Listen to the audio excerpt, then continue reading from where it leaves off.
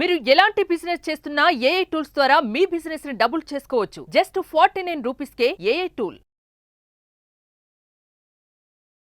Hello నమస్తే, welcome to Suman TV. నేను కీర్తి. ప్రస్తుతం మనతో మోటివేషనల్ స్పీకర్, ట్రైనర్ ఇంకా కౌన్సిలర్ అయిన ఉషా వేమూరి గారు ఉన్నారు. వీరితో ఈరోజు కొన్ని విషయాల్ని మనం చర్చిద్దాం. నమస్తే అండి. నమస్తే కీర్తి.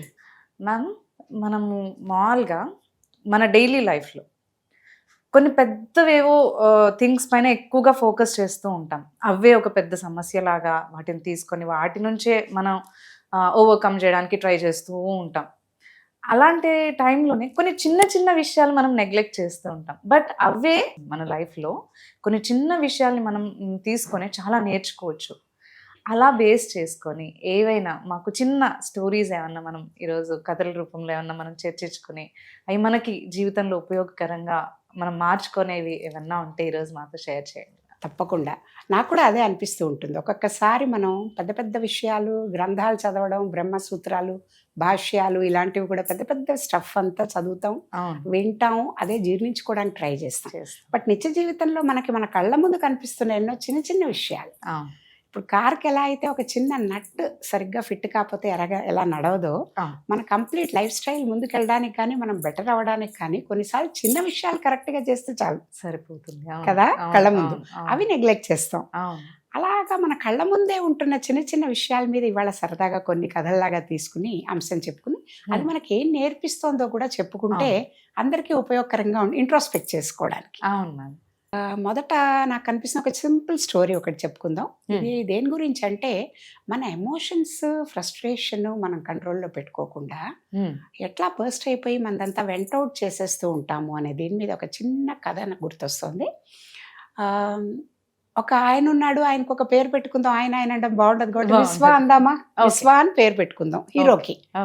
సో ఒక పాప అతనికి, ఆ పాప ఆద్య. ఆయనకి ఏంటంటే కారు చాలా ఇదిగా ఉంది, కొత్త కారు కొనుక్కున్నాడు. సరే, కొత్త కారు, కొత్త వస్తువులు ఏమైనా కొన్నప్పుడు ఉండే సహజమైన మోజు వల్ల ప్రతిరోజు దాన్ని జాగ్రత్తగా తుడుచుకుంటూ ఉండడం, ఒక బట్ట పెట్టుకుని చక్కగా స్ప్రే చేసుకుని తుడుచుకుంటున్నాడు. చిన్ని ఆద్య కూడా, 5 year old ఆద్య కూడా బోర్ కొడుతూ తను కూడా వచ్చి అక్కడ నాన్న కారు తుడుచుకుంటుంటే తన పక్కన కూర్చుని she was trying to do something. ఏదో ఒక రాయి తీసుకుని గీస్తోంది. ముందు చూడలేదు, తర్వాత చూశాడు. ఏదో రాయి తీసి కారు మీద ఏంటి గీస్తోందని చాలా కోపం వచ్చింది. గబగబా వచ్చాడు, పాపని ఆద్యాని చాలా ఇలా లాగేసి తోసేసి కిందకి కోపంగా తన చేతిలో ఉన్న బలమైన వస్తువు ఏదైతే ఉందో ఆ వస్తువుతో ఆ అమ్మాయి చేతుల మీద బాగా దెబ్బలు కొట్టాడు. చిన్న పిల్ల మీద, పసిది కదా, చేతులంతా నుజ్జు అయిపోయాయి, రక్తం కారుతోంది. కోపంగా కొట్టాడు. తర్వాత ఒక 5 minutes అమ్మాయి ఏడుస్తుంది, ఊరుకున్నాడు, పట్టించుకోలేదు. తర్వాత కొంచెం కూల్ అయ్యి పాపని చేతులు చూసి బ్లీడ్ అవుతోంది అని చెప్పేసి హాస్పిటల్కి తీసుకెళ్ళాడు. డాక్టర్స్ చాలా ప్రయత్నం చేశారు తన చేతులు ఇది చేయడానికని, రకరకాలుగా చేశారు. అంతా ఏదో what ever they could they did. But వేళ్ళు అవన్నీ మటుకు తనకి వేళ్ళు కట్ చేయాల్సి వచ్చింది. వేళ్ళు లేవు ఇంకా ఆద్యాకి. అయితే సరే అలా అయింది. తనకి స్పృహ వచ్చాక పాపకి ఆద్య అంది, dad, I'm very sorry about your car, నీ కార్కి, బట్ నా చేతులు ఎప్పుడు వస్తాయి డాడ్, నా వేళ్ళు ఎప్పుడు మళ్ళీ తిరిగి వస్తాయి డాడ్ అంది. కదిలిపోయాడు విశ్వ. కోపం లేదు, అప్పుడు తగ్గిపోయింది. ఫ్రస్ట్రేషన్లో అలా చేసేసారు. పేషెన్స్ లూజ్ అయ్యి అలా చేశాడు, కదిలిపోయాడు. సరే, మళ్ళీ తర్వాత ఏం జవాబు చెప్తాడు? వేళ్ళు మళ్ళీ తను తీసుకొచ్చి ఇవ్వగలడా? ఎలా వస్తాయి పాపకి వేళ్ళు? చక్కగా ఉన్న వేళ్ళనేమో మనం పాడు చేసాం కదా కోపంతో. పాపకి వేళ్ళు మళ్ళీ ఎలా వస్తాయి? అది జరిగింది. చాలా కోపం వచ్చింది. సరే, పాప మళ్ళీ వచ్చింది. సరే, వచ్చేసి ఇంటికి వచ్చాక ఒకసారి అసలు తను ఏం రాసి ఉంటుంది అని చెప్పేసి కారు దగ్గరికి వెళ్ళి చూశాడు. ఆ మట్టంతా పట్టింది, 3-4 రోజులు లేరు. నెమ్మదిగా అట్లా చేసి అసలు అటువైపు ఏం రాసింది, అటువైపు కూర్చుంటానా అని చెప్పి చూసారు. ఏం రాసి ఉండొచ్చు కీర్తి పాప? నాకు తెలిసి వాళ్ళ డాడ్ గురించి ఏదో రాసి ఉంటుంది. కరెక్ట్, వాళ్ళ డాడ్ గురించి. చిన్న పిల్ల, దానికి హీరో వాళ్ళ నాన్న. విశ్వాని మనం ఒక హీరో అని ఎలా అనుకుంటున్నామో, తన లైఫ్లో తనకు తెలిసిన ప్రతి ఆడపిల్లకి చిన్నప్పుడు వాళ్ళ డాడ్ ఒక పెద్ద హీరో అన్నట్టుగానే వాళ్ళ డాడ్ అంటే ఐడల్ వర్షిప్ తనకి. సో ఎంతో ప్రేమ, లవ్ యూ డాడ్ అని రాసింది. అయ్యో, అది చదివి నిజంగా చాలా కదిలిపోయాడు విశ్వ. ఇదేంటి ఇంత ప్రేమించి ఇంత ఇదిగా చేస్తోంది, నేను ఎందుకు ఇట్లా ఉన్నాను, ఇంత ఇదిగా ఉన్నాను అని చెప్పేసి మొన్నాడు అది భరించలేక, గిల్ట్ భరించలేక సూసైడ్ చేసుకున్నాడు విశ్వ. ఓకే. అది మళ్ళీ ఇంకో తప్పు కదా, పాప ఏమైపోతుంది. ఇప్పుడు ఈ చిన్న కథ మీద మనం ఒక్క 2 minutes స్పెండ్ చేద్దాం. దీని నుంచి మనకి అసలు ఏమి థాట్స్ వస్తున్నాయి అంటే ఏం చేయొచ్చు, ఏం చేయకూడదు, కారణాలు ఏంటి అసలు ఇలా జరగడానికి అని మనం ఒక చర్చలాగా అడల్ట్స్ కనుక మాట్లాడుకునేటట్టు కనుక దీన్ని చూసుకుంటే ఏమనిపిస్తుంది, అసలు ముందు ఏదైనా పని చేసే ముందర పూర్వతాపం అవసరం.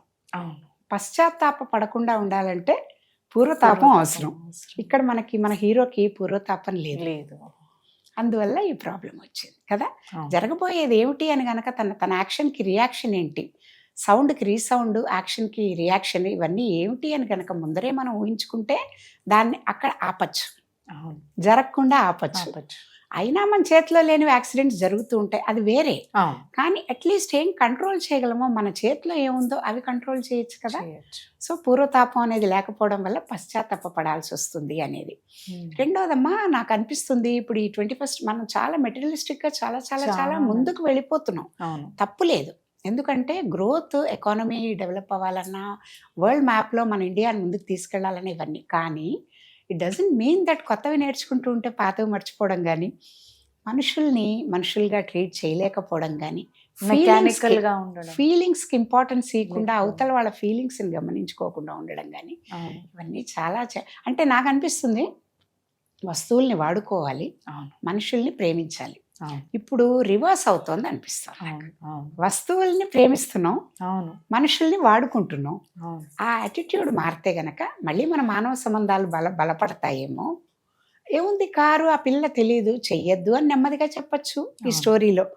లేదు, ఒకసారి పెయింట్ చేసుకుంటాడు, చిన్నపిల్ల తెలియక చేసిన తర్వాత చూసిన అమ్మాయి ప్రాణం, అతని ప్రాణం పోయేంత ఇదిగా లైఫ్ లాంగ్ సఫర్ అయ్యేంత వస్తువు మీద అంత మోహం ఉండకూడదుగా కదా. అది చాలాసార్లు జరుగుతున్నాయి ఇలాంటివి. ఇప్పుడు మొబైల్ ఫోన్స్ విషయంలో కూడా అంతే, వాళ్ళు ఫోన్ ఎక్కువగా వాళ్ళతో స్పెండ్ చేస్తున్నారు, ఫ్యామిలీతో తక్కువ స్పెండ్ చేస్తున్నారు. వస్తువుల్ని ప్రేమిస్తున్నాం, మనుషుల్నేమో వాడుకుంటున్నాం.